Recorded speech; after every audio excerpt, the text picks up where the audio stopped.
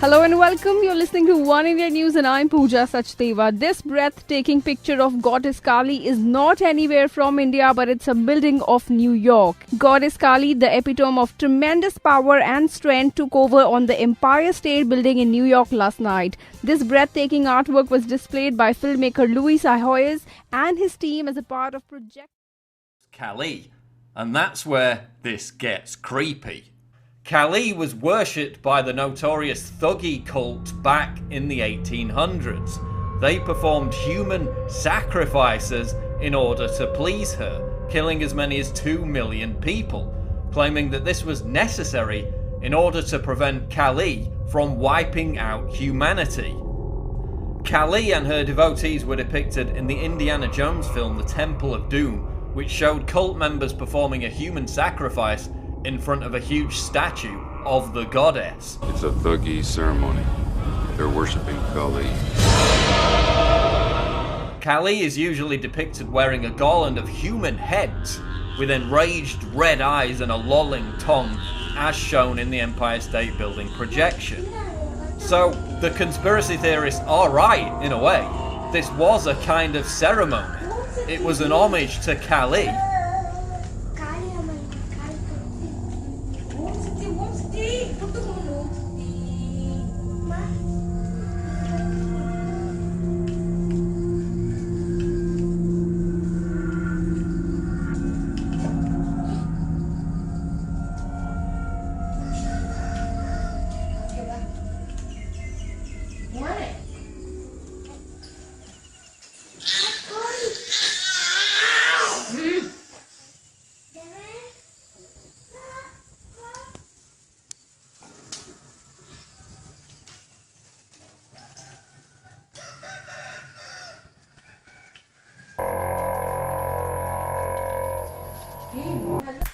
No trip to Los Angeles is complete without a stop in Hollywood.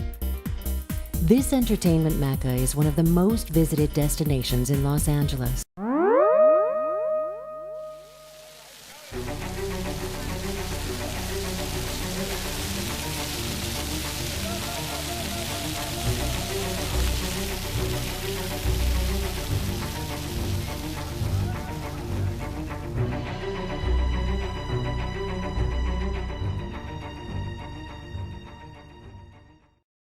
Every time you go to the airport, you can't miss this guy, the blue horse with the beet red eyes staring at you as you drive up to the main terminal.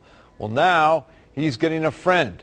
Check this out. It's Anubis, also known in Egypt as the god of death. It's not the pyramids, it's DIA. That's an interesting image to have here at the airport. A statue of Anubis, the ancient Egyptian god of the dead. If it's the god of death, I wouldn't exactly be putting it out in front of the airport. For some, I don't like flying to begin with. it's just not very reassuring. It's kind of weird, especially being at an airport, you know, bad voodoo. DIA already has the sculpture of the big blue Mustang with the glowing red eyes. It scared me.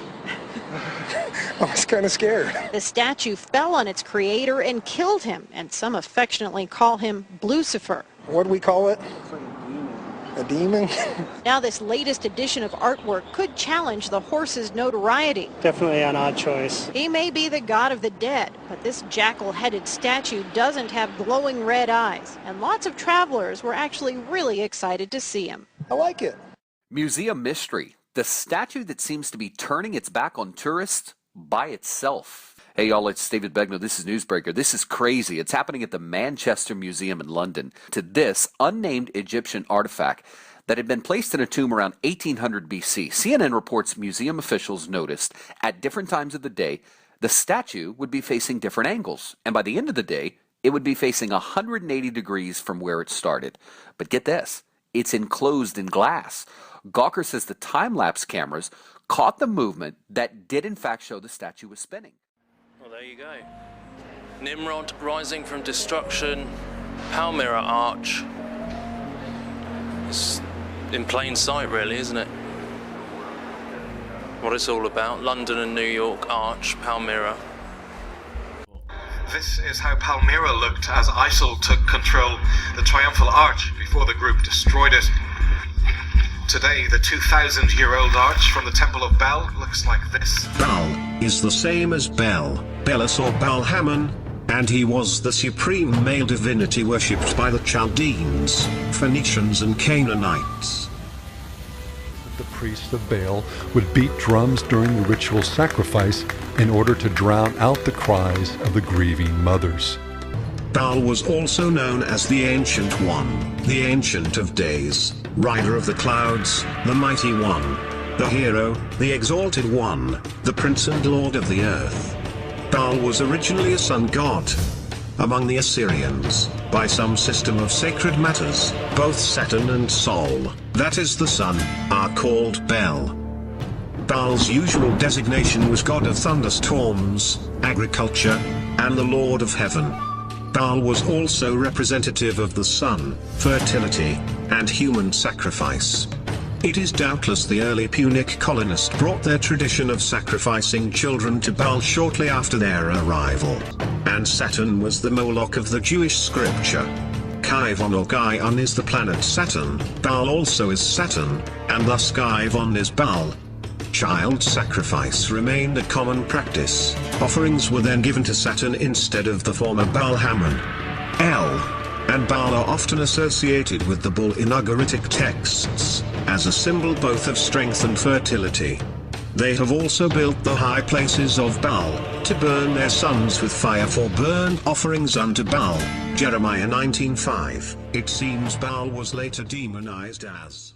Crowds mobbed temples all over India to see Ganesh, the elephant god credited with bringing prosperity, drinking milk. On September 21, 1995, a Hindu worshipper at a temple in South New Delhi made an offering of milk to a statue of the Hindu idol Ganesh. When a spoonful of milk was held up to the trunk of the statue, the liquid disappeared, apparently taken in by the idol. Hindu temples across the world successfully replicated the phenomenon, including the Vishnu Mandir Temple at Yonge Street and Highway 7 in Richmond Hill. Thousands of Hindu believers in York Region flocked to the Richmond Hill Temple in September 1995 to witness the miracle be recreated.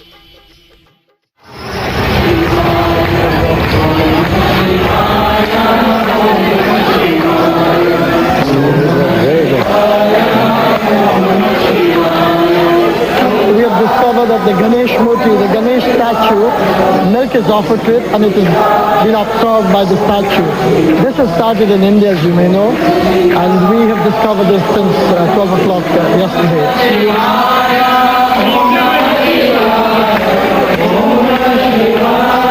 Through our belief, we feel that it is a reassurance to devotees of God that there is a God. He's answering your prayer, and you will be taken care. You will be looked after by Him in the near future. So this is really a celebration for your for your temple. Yes. I have a statue about 12 inches of black stone Ganeshji. Idol worship has been a part of human history since man learned the art of wood carving, stone cutting, and metal working. The phenomenon of idol worship is found on every continent in many diverse cultures, both ancient and modern. But why? Many religious teachings surrounding idols describe them as mere physical objects that represent extra-dimensional entities or the attributes of their otherworldly power. Some of the earliest human cultures believed that these objects could be inhabited and possessed by their gods. The Bible also has many passages that confirm this ancient worldview, except instead of referring to the power behind these idols as gods, the Bible refers to them as demons and fallen angels. In the book of Psalms, the Bible talks about idols having been inspired by fallen angels who had fallen from heaven. Idols are an essential part of many occult practices. The veneration of these deities is observed through prayer offerings and sacrifice. These offerings are designed to grant worshippers favor with their God.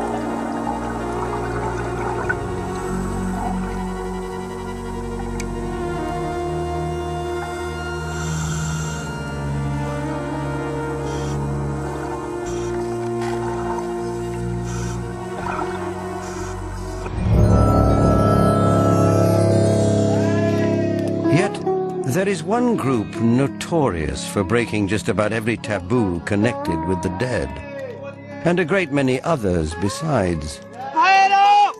They're a small Hindu sect called the Aghoris, and they do it all in the name of God. They drink urine, the stool they put in their foods. They eat the flesh of the dead. They have their own kind of worship. They sit on the dead, they eat the dead, they drink alcohol, but this is their belief. The Aghoris worship the god Shiva in cremation grounds along the Ganges River, using human bones and skulls in their rituals. In defiance of Orthodox Hinduism, they embrace what is considered most impure, including dead bodies. Why would a religious sect perform such bizarre rituals? Now a story about one of America's most prestigious universities, a well-known family, and a legendary American Indian leader. It's a story about secrets and bones and maybe about grave robbery. It's an 85-year-old riddle, and the solution may be hidden in the windowless headquarters of a mysterious society. The secretive Skull and Bones Society was founded at Yale University in 1832, and its members have included the elite of the elite. President Bush is a third-generation bonesman. He follows his father, former President Bush, and his grandfather, former Senator Prescott Bush. That's where the story really gets interesting. Many years ago, it's said Prescott Bush and other bonesmen dug up the grave of the legendary Apache leader Geronimo in Fort Sill, Oklahoma. Historian Mark Wortman is the author of a new book about Yale men who served in the Air Corps during World War I. While he was doing his research, he uncovered a 1918 letter from a bonesman that suggests the Geronimo story is more than just legend. I found it and said, this is amazing. This is quite stunning to see this. It was laid out so clearly in straightforward language, saying we've got Geronimo's skull, femurs, and horse tack, and we've brought it back to the tomb, as they call it, in New Haven. Located on the Yale campus, the tomb is the windowless sanctum of Skull and Bones. Although the rituals conducted inside are shrouded in secrecy, it's said that to this very day, new members must kiss a skull during initiation rites. Are they kissing the skull of Geronimo? Yale University is 300 years old this year, and were you to visit its campus, you would see that it still has exotic clubhouses, which look like tombs where Yale's legendary secret societies meet. The rituals are still a secret. And so when we heard that some enterprising characters had managed to spy on the famous Skull and Bones Society, well, we couldn't resist. Here's ABC's Dan Harris. The videotape provides a grainy glimpse into what appear to be the initiation rituals of a secret society that's been around since 1832, whose members have gone on to be leaders of Wall Street and the White House, the Senate and the Supreme Court. They're sort of trying to scare the initiates, make them, disorient them, frighten them. New York Observer investigative reporter Ron Rosenbaum accompanied a team of Yale students who shot these pictures 9 days ago. Rosenbaum's curiosity about Skull and Bones was permanently piqued when, as a classmate of George W. Bush, he lived right next to the tomb, the group's heavily fortified home. From their perch, Rosenbaum and his cohorts taped the tomb's courtyard. What they captured, they say, was initiates, known as neophytes, being forced to kiss a skull, then members performing a mock killing. It may look like your average fraternity nonsense, but Rosenbaum says it's not. Even though it may seem silly to us, it seems to mean something to them, and you can't argue with the success of Skull and Bones. True. Famous alums include senators John Kerry and John Chafee, to name two, cabinet secretaries such as Averell Harriman, and 3 presidents, William Taft, George Bush, and George W. Bush, who's been reluctant to talk about Skull and Bones. Does it still exist? The thing is so secret, I'm not even sure it still exists. In recent years, by many accounts, the on-campus influence and allure of Skull and Bones has waned dramatically, and there is no proof that the rituals recently caught on videotape are the same ones performed by the current president. Still, Rosenbaum says the tape is a valuable artifact, an extremely rare view into the secret society that groomed the American ruling class for generations. Dan Harris, ABC News, New York.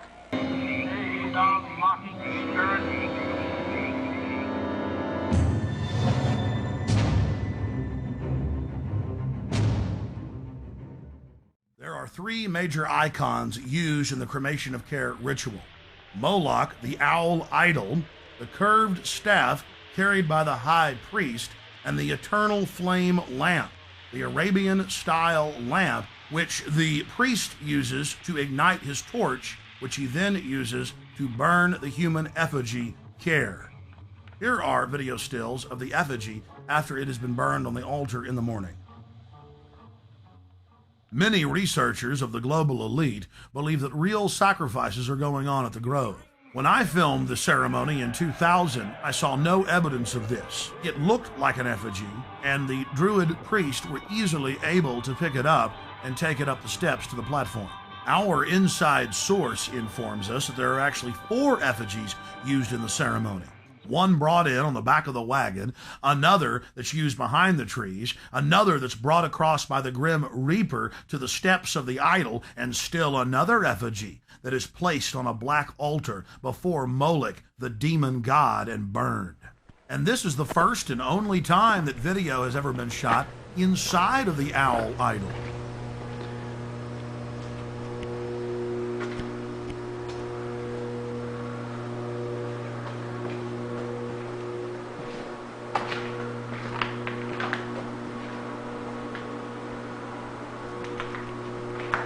In studying worldwide occult networks, in modern times and throughout history, we always run into the same data. Compartmentalized pyramidal structures with a bunch of well-meaning dupes at the bottom, managers in the central areas, and Luciferian death cult adherents at the top. In India, it is Kali. The Mayans and Aztecs' greatest gods were the gods of death. It was the same in Egypt and in Babylon, as well as Rome and ancient Greece. But what about those sweet little Hawaiians? You guessed it, throwing virgins into that live volcano. The god of death demands it, so the rest of us can live. The Druids would bash their children's brains out and kick them into a peat bog. Noblemen would willingly give themselves up to the Druidic priest to have their throats slit before they were thrown into fiery pits, known as bonfires today. Don't forget the European tradition of the Burning Man. Take your strongest man when times get tough, strap him into a huge wicker effigy of a human and torch him. That will make the gods bring back the fertility. That will make the gods bring life to the tribe. Death brings life. They call it creative destruction, but in reality it is simply a tool of the elite to abuse, subjugate, and dominate their populations for their own good. We're looking at ancient propaganda. So the Illuminati has set up multiple enormous monuments. Go to Rockefeller Center. Rockefeller Plaza. The house that Rockefeller built. Yes. Check out, this is Prometheus here. Well, he's got the torch in the right hand the same way as the Statue of Liberty. Mark Dice said this is a representation of Lucifer that we should be looking for in Rockefeller Plaza. Right. Hey, you guys catching the flags? What's that reminding you of? Wow, okay, that has... The UN. Very UN-like, yes.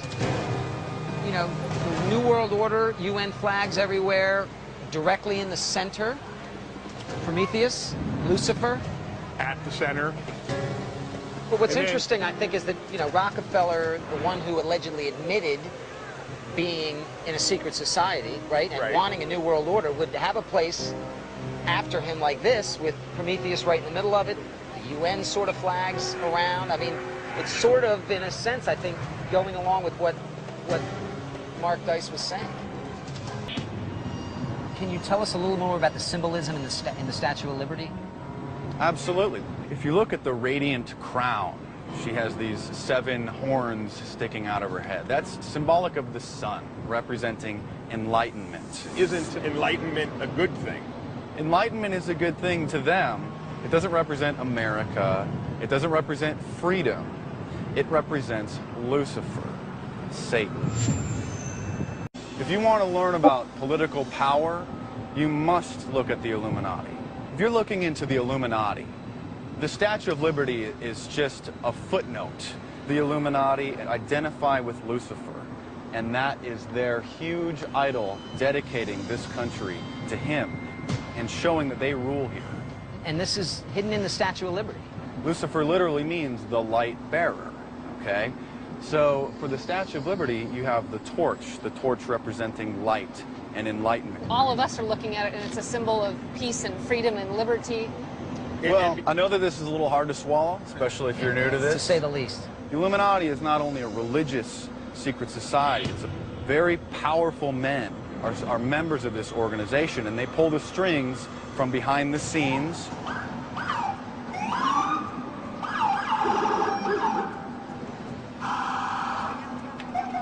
But we should go find a place to sit down. Okay. Let's just see what some other people have to think, some other prominent historical figures. I'll go to the Library of Congress, and I'll show you George Washington's handwritten letter. George Washington. This was a letter written in 1798. It was not my intention to doubt the doctrines of the Illuminati, and the principles of Jacobinism had not spread to the United States. On the contrary, no one is more satisfied of that fact than I am. Central Park has a giant obelisk, a symbol of the Illuminati, another Luciferian symbol, paid for by the second richest man in the world, William Vanderbilt. William Vanderbilt put this up. He paid and for he's it an to Illuminati. come. Yes.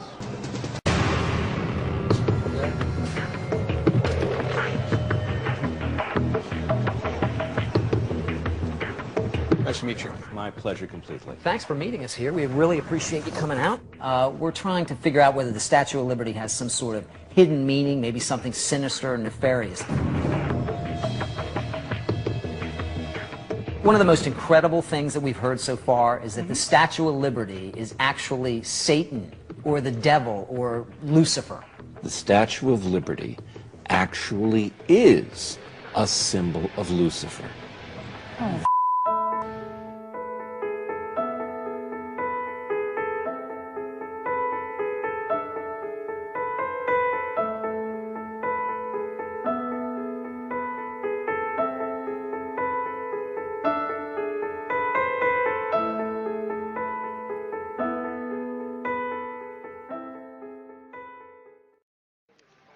While we were with Ravi, we drove 5 hours to this enormous temple. Ravi had told us that morning that God had shown him a man we were supposed to find. He didn't know his name, just what he looked like. White beard, orange robe, with a turban on his head. So we walked and searched and looked around, and then... White beard, turban, saffron clothes. Saffron? That's same.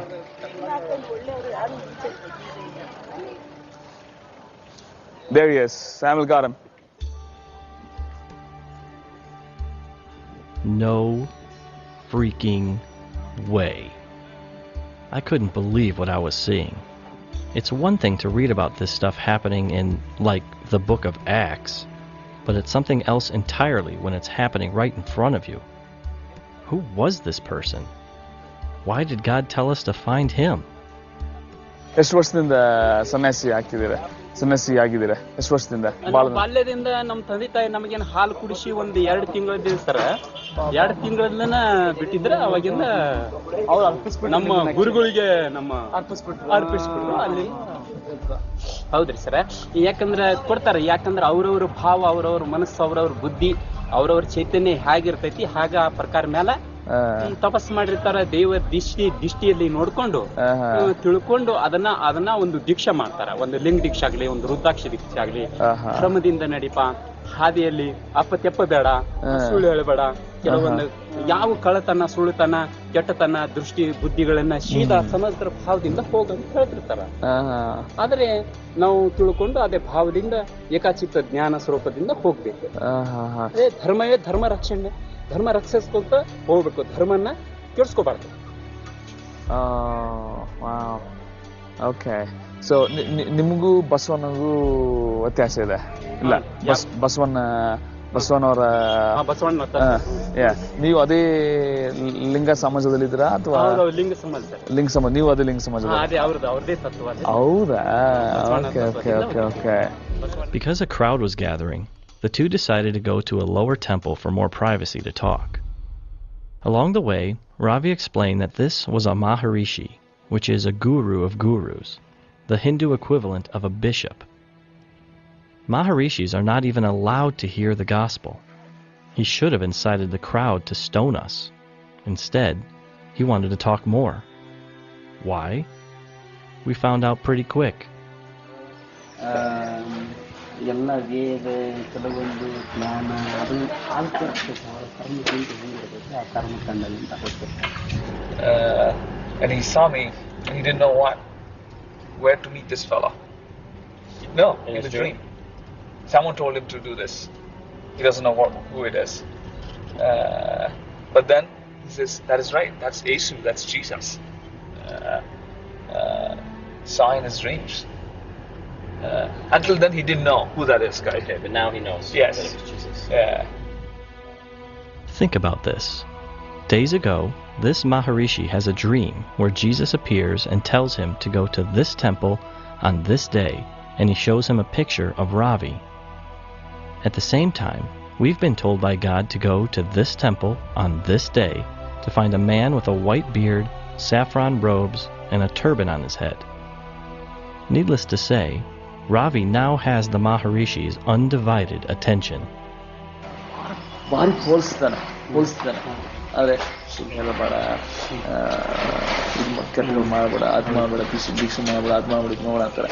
ಆದರೆ ಅದಕ್ಕಿಂತಲೂ ಒಂದು ಶ್ರೇಷ್ಠವಾದ ಮಾರ್ಗ ಇದೆ, ನಮಗೆಲ್ಲರೂ ಗೊತ್ತಿರುವಂಥ ಮಾರ್ಗ, ಎಲ್ಲರೂ ಹುಡುಕುವಂಥ ಮಾರ್ಗ ಅದು ಅಲ್ವಾ?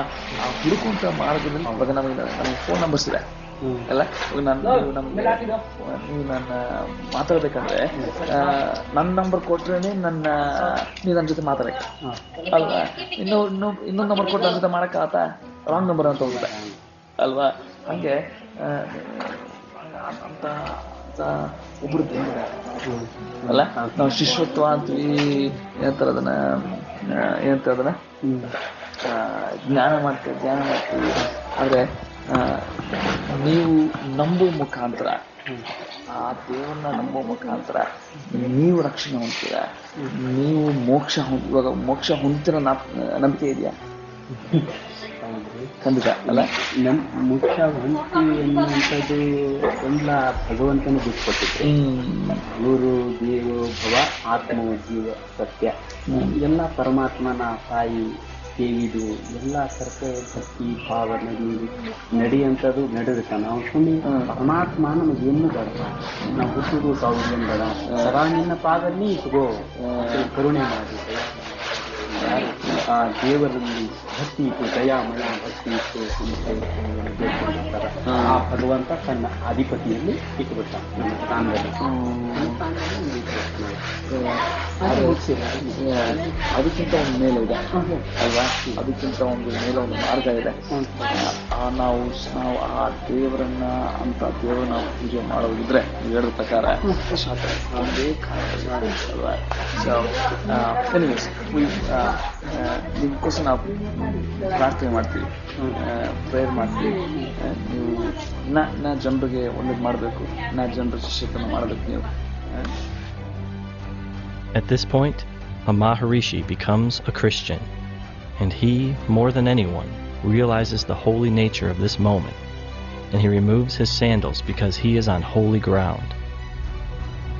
You are staring in the face of a miracle. A man who has searched his whole life for his father finally finds him.